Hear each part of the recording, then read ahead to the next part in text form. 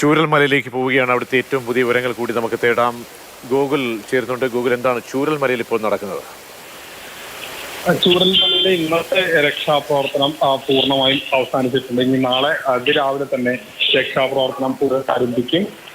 ഇന്ന് രാത്രി, അതായത് കാണാൻ കഴിയാത്തൊരു സാഹചര്യം വന്നതോടുകൂടി അതുവരെ എത്തിച്ച മൃതദേഹങ്ങളും അതോടൊപ്പം തന്നെ ആളുകളെ റെസ്ക്യൂ ചെയ്ത ആളുകളെയുമാണ് പിന്നീട് ക്യാമ്പുകളിലേക്ക് മാറ്റി കഴിഞ്ഞതിന് ശേഷം ആണ് ഇന്നത്തെ ഒരു രക്ഷാപ്രവർത്തനം അവസാനിച്ചത്. ഇനി ഈ ഒരു സമയത്ത് മഴ പെയ്യുന്നുണ്ട്. അതുകൊണ്ട് തന്നെ രാത്രിയായി.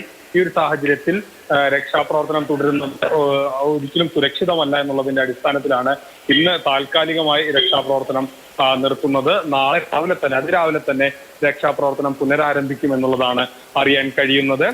വലിയ ഒരു വിഷമകരമായ ഒരു കാഴ്ചയാണ് ചൂരൽമലയിൽ ഇന്നുണ്ടായത്. കാരണം ഓരോ സ്ട്രക്ചറുകൾ വരുമ്പോൾ നമ്മൾ കരുതും ജീവനുള്ള ഒരാൾ അതിലുണ്ടാകണമേ, അല്ലെങ്കിൽ ഒരു ജീവന്റെ അംശം ഉണ്ടാകണമേ എന്ന്. പക്ഷേ അങ്ങനെ ഇല്ലാത്ത അവസ്ഥ തന്നെയാണ് ഇന്ന് നമ്മൾ രാത്രി മുഴുവനും കണ്ടത്.